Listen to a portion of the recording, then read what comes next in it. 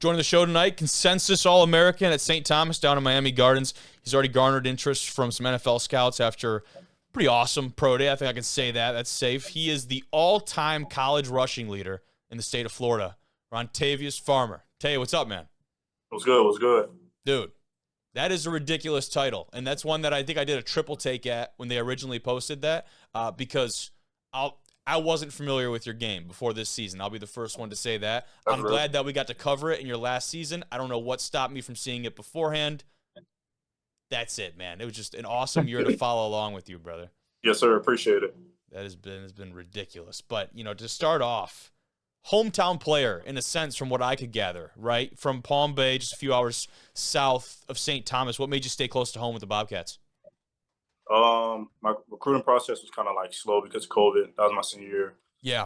COVID, COVID, no schools to come talk to you in person, so it was kind of hard. And then I transferred my senior year, so everything just happened at once. So I was just like, you know what I'm saying? I looked at my offers. I was getting mostly NAIAs. I had a D2 at Lake Erie. I was going to go to Lake Erie at D2. Okay. It was either that or St. Thomas.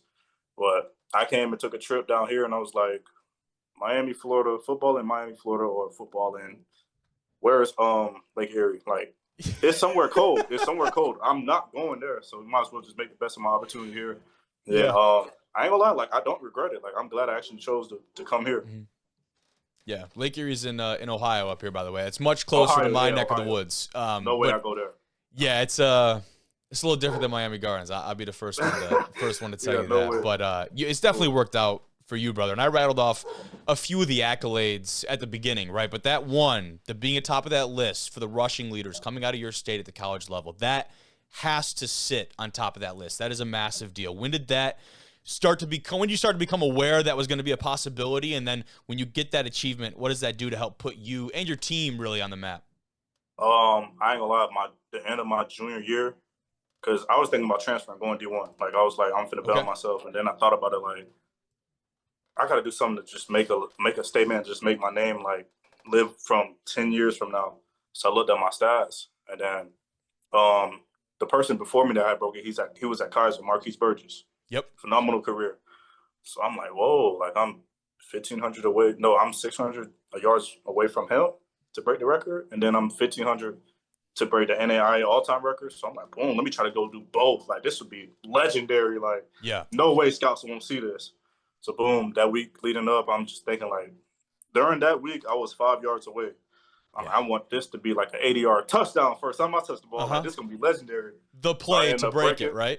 Yeah, for sure. I ended up breaking it. And I think that just really like solidified my name because everybody was saying, oh, well, he played NAIA. Like, what does he really bring to the table? Like, what are his accolades? Like you said, that's really at the top of for me personally, that's like at the top of my accolades. And I feel like a lot of people like just really saw that and was like, whoa, this is crazy. Like, who is this kid? And that's just making more attention go to the school and not even just football, but the school in general. Like, there's a lot of recruits that come here based off people's production. And a lot of kids always say when they look up to me, like, appreciate it for putting the school on the map. So I feel like that played a big part in just not even just football, but like in general for St. Thomas University. Well, there's a blueprint, right? If you go somewhere and you're the first person to go break these records or have this level of production, that's different. And there's something to be said for those kind of trailblazers or someone who goes and does it for the first time. But for you to see from a high school level, you see someone at the college level that can achieve these things in a system under a coaching staff in this conference, and you can see yourself in their shoes. That's a whole nother level of empowerment. And for this program, the legacy of this team, back-to-back playoff runs for you guys, all from a program that started just 6 years ago, right? You talk about the recency of this program, the way you guys have been able to spring on the map, which, by the way, seems to be a common thread down there in Florida. When you look down there at West Florida and Kaiser, some of these other squads that had been able to get to the top of the mountain very, very quickly, how much pride is it, given you are a part of this group to start put this team on the map and put them in the place they are today? That was one of my goals coming here because before I got here, I think there were 2 seasons in and they had losing records, losing records for the season, like 4-6, 4-5. I'm like, I know my talent can change the whole program. That's just the type of confidence I have. So for me to come here and do that, it's just like me proving my point. Like, people already feel like I'm not good enough in general. Like, I got a lot of haters that really don't think I'm good at football. So for me to come here and play my part and do my part to change the whole program around from 4 years later, it's like it means a lot because like I was one of the ones to do it. That's always been my motto. Like, be one of the first ones to do something great at wherever you at. Yeah, wherever you're at. And you go back to talking about that, maybe that want for a while to go and show your film and get some film on at the D1 level and show yourself and maybe prove to yourself and to others the stuff that you already know. Now, when you talk about that confidence, that certainly wasn't the issue. It wasn't that you weren't confident enough to go play with the best of the best and try and move up to a major conference. When did you kind of put that to the side and prioritize? You talk about legacy and staying power and some of the things that you're able to establish at this program and also across the country. You're talking about these records are more than just St. Thomas records.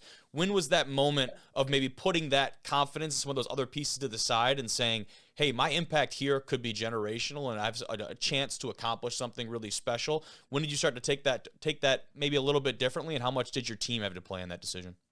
I think a couple years, so probably after my sophomore year, I let a lot of people know like I wanted to leave, right? I wanted to go bet on myself, and then I ended up staying. And then really like that next season, that next spring, when on commit day, when everybody was committing, like people from high school, it was people from my county. Like it was like 6 people from my county committed to St. Thomas, and they all played. Like I played a part in all of their recruiting. If, you know what I'm That's saying? If cool. that makes Yeah. sense. So it was like for me to like have an impact on somebody else's decision, no matter what, even if we're at the bottom, since we're NAIA, we're not D2, D3, or D1. That meant a lot because it's like, dang, if I could leave a legacy and I'm only a sophomore, like imagine what I could do a couple more years down the road while having more success and while potentially getting NFL scouts to come to the school and scout me and other players. So, and I feel Yeah, like you that talk played a big about, part too last season. yeah, Last season, when NFL scouts always came to our practices, we used to post it on Instagram, and I feel like that plays a part in recruiting because who doesn't want to get scouted by the absolutely. NFL? Like, you know what I'm saying? And for them to come to an NAIA, that's only in their 6th year of the program, like that's crazy. So I take that to the chin. Like I really feel like I empowered that decision for me to stay here, and it's really helping. Yeah, and you attract a lot of that attention, of course, but you don't go to the playoffs twice in a row without other talent on that team. So that also brings in, they come, say someone comes to practice to come get a look at you and it would do some evaluating. They might stay because of some other people on that roster Yeah, too. And you for guys have a sure. lot of talent, on that roster. But let's talk about the pro day performance from you though, right? And go back to that confidence. If you weren't already on the big board, you certainly had a chance to solidify your spot there with a lot of different teams and organizations. Turn some heads over there at FIU. Talk me through that day.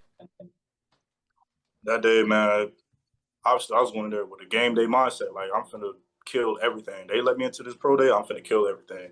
But me personally, I feel like I could have did way better. But like for me to like I had the fastest 40-yard dash. It was like a 4.5 flat. But There I you know go. I'm better than that. So for me to see that, it's only like my potential was crazy. You know what I'm saying? And then just in general, I felt like I made a name for myself because a lot of people like, who is this from St. Thomas? Oh, this the one that broke all the records. Let's see what he could really do. And I feel like I did great because I got the time to talk to a couple NFL scouts. Like coming from NAIA, that's rare. So I already won half the battle. Now all I gotta do is Yep. just put the final pieces together, and hopefully I'll end up on the team soon. So I feel like my pro day went good in a way. Yeah. Achieved the first step of what you set out to do, although Sure. knowing that your ceiling's even higher, right? Exactly. Yeah, I like that. But now you get an even better shot, dude. On a local pro day with the Dolphins, that's got to be, I would say, the next step, but we're going to make it even bigger because that feels like more of a leap than a next step for you. And I think that's pretty appropriate to say, man. Yes, sir. I'm ready for that, man. I'm just gonna go in here. Nothing's gonna change for me confidence wise. I'm gonna go Yep. in there knowing I'm the best player, whatever position. I'm the best here, and I'm gonna show them why. And you talk about your mental, even getting the invite and getting through the door there, that has to double down and reinforce for you of like, yes, I've always felt this way about myself, but now like that stamps it, right? That It's stamps it real. in that obviously I've always believed that, but now I've got people from some of these high level organizations that are vouching for me to get and open these doors for me and get me here so they can evaluate me. That's just got to make you double down on yourself in an instance like this, I imagine. Sure, man. I ain't gonna lie. It's just really a blessing because like everything I pray for is getting answered right in front of my eyes. So I'm trying not to take it for granted. Like even though it's something big, but I'm trying to go in there level headed. You know what I'm saying? Go out there, it's just another day, be myself. But at the end of the day, like I definitely agree. Like this is big. It's just like I gotta handle up, and whatever happens after that happens. Yeah, because I'm sure the pressure from you is obviously you want to prepare the right way, but you don't want to make it too big in your head, Yeah, you know what right? I'm saying? You Like want to prepare I the don't right really way. want to You want to prepare overdo the it, same but way. You've said that a couple yeah, times. I think you're right on the ball. Yes, sir. Yeah, no, I like that a lot. Now, what have the initial talks been like with some of the reps from those pro teams at some of these events? You know, where do they have you slated? What's the outlook from you and your camp on, you know, where you see yourself ending up here in a few months? I can't say too much, but I definitely For sure. Yeah, I mean, ain't gonna it get you in might be trouble out here. crazy. Just, you know what I'm saying? Come on. It might be crazy to a lot of people, but I feel like I could get drafted at least 7th round. Like I'm projected to be 7th round right now.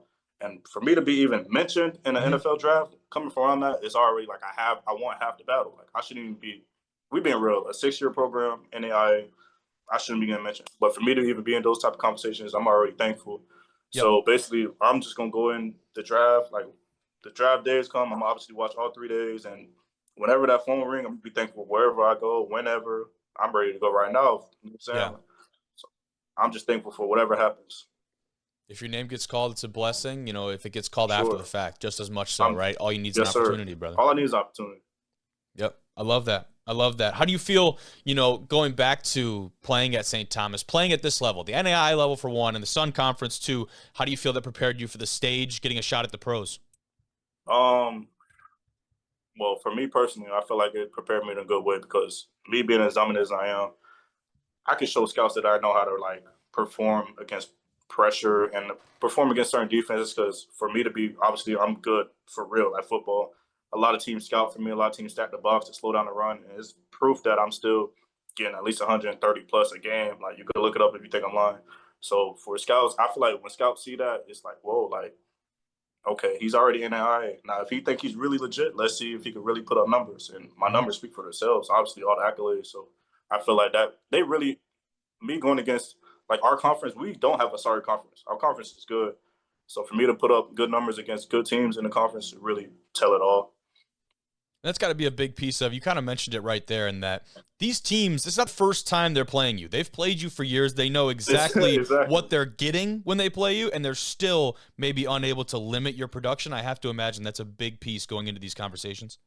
for sure. But I mean, film don't lie, numbers don't lie. And I got both. So Men lie, women lie. Numbers whoa, don't.